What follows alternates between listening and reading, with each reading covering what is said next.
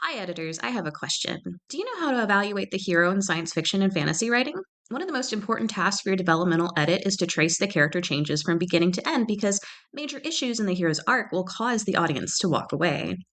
Most of the problems you'll find with speculative fiction heroes aren't specific to science fiction or fantasy, but the solutions to those problems have to be filtered through the new and amazing worlds and circumstances that these characters are fighting in. For this bite sized editing tip, we're going to focus on characters acting out of plot convenience, but I'll tell you how you can learn more by the end. When the character acts in a way that seems unrealistic for them, regardless of whether they exist in an unusual or surreal world, the reader's going to get thrown out of the story. Plot conveniences usually occur as general logical inconsistencies, the author writing to a beat based outline that didn't account for organic character growth, or focusing on progressive action rather than character interiority.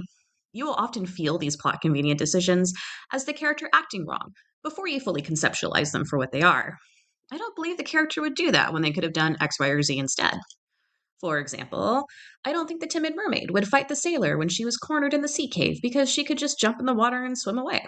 The simplest solution is to spot fix the scenario to make the preordained outcome more reasonable instead of the result of uncharacteristic behavior.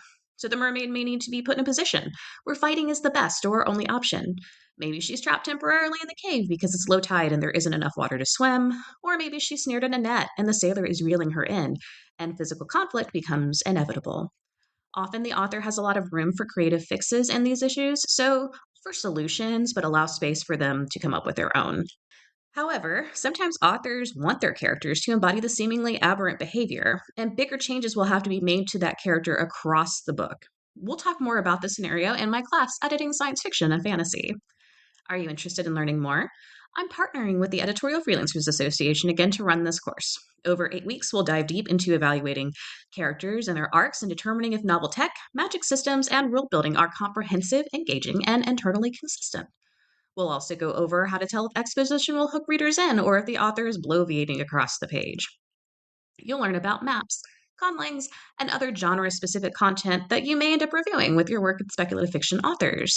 And finally, we'll work through the details you'll need to include in your deliverables to benefit your science fiction and fantasy clients. You can enjoy early bird pricing until February 11th, and remember, sufficiently advanced editing is indistinguishable from magic.